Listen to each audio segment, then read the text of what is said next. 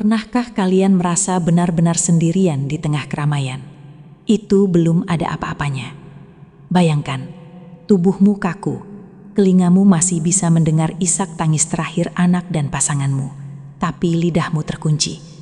Kamu melihat mereka mengangkat tandungmu. Kamu melihat lubang sempit itu menunggumu.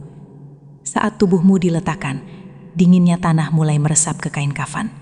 Lalu bunyi yang paling memilukan terdengar. Papan kayu yang ditutup satu persatu. Buk, buk, buk. Cahaya matahari perlahan hilang. Gelap. Dan puncaknya adalah saat kamu mendengar suara sandal orang-orang yang kamu cintai mulai menjauh. Mereka pulang ke rumahmu yang nyaman. Sementara kamu resmi menjadi penghuni baru di bawah tanah. Dalam Islam, tidak ada satupun manusia yang lolos dari pelukan bumi pertama, baik orang soleh maupun ahli maksiat. Tapi bagi mereka yang membawa dosa segunung, pelukan ini bukan pelukan rindu, melainkan himpitan kengerian. Rasakan secara imajiner, dinding tanah di kiri dan kananmu mulai bergerak menyempit. Tidak ada ruang untuk bergeser. Tulang rusukmu seolah bersilang karena tekanan yang luar biasa. Di saat itu, kamu ingin berteriak, tapi tanah masuk ke mulutmu. Kamu ingin lari, tapi kain kafan mengikatmu kuat. Inilah saat di mana bumi menagih janji atas segala langkah maksiat yang pernah kita injak di atas punggungnya. Saat kamu masih terengah-engah dalam kegelapan, tiba-tiba suasana berubah. Suhu udara menjadi sangat panas atau sangat dingin yang menyiksa. Lalu muncul dua sosok yang tidak pernah terbayangkan oleh imajinasi horor manapun. Mungkar dan Nakir.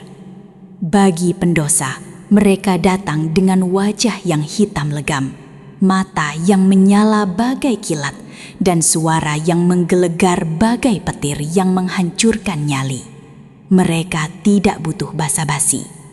Mereka membawa gada besi yang jika dipukulkan ke gunung, maka gunung itu akan hancur jadi debu. Pertanyaan pertama dimulai. Man Rabbuka? Siapa Tuhanmu? Otakmu tahu jawabannya, tapi di sana yang menjawab adalah amalmu. Jika duniamu habis untuk selain Allah, lidahmu hanya akan keluh dan berkata, "Aku tidak tahu." Setelah ujian itu gagal, kamu tidak dibiarkan sendirian dalam gelap.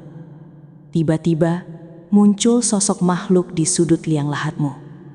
Wajahnya sangat buruk, pakaiannya sangat kotor, dan baunya lebih busuk dari bangkai apapun di dunia. Kamu bertanya dengan gemetar, "Siapa kau? Wajahmu membawa berita buruk." Makhluk itu tersenyum dengan cara yang mengerikan dan menjawab, "Aku adalah amal burukmu. Aku adalah sholat yang kamu tinggalkan. Aku adalah harta haram yang kamu makan. Aku adalah lisanmu yang menyakiti sesama. Aku akan menemanimu di sini, di lubang sempit ini, sampai hari kiamat tiba." Bayangkan Bang, 24 jam, berhari-hari, bertahun-tahun, kamu terkunci bersama perwujudan dosamu sendiri. Di menit-menit terakhir ini, saya ingin kita semua menarik napas dalam-dalam. Syukuri napas itu, karena itu artinya naskah kengerian tadi belum menjadi kenyataan bagi kita. Kita masih punya waktu untuk mengganti teman yang akan menemani kita di kubur nanti. Jangan biarkan malam pertama itu menjadi malam yang paling kamu sesali. Mari kita perbaiki sujud. Mari kita basahi lisan dengan zikir sebelum tanah menjadi atap permanen kita.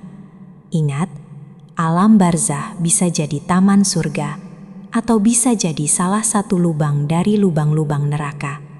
Pilihan ada di tanganmu sekarang, saat jantungmu masih berdetak.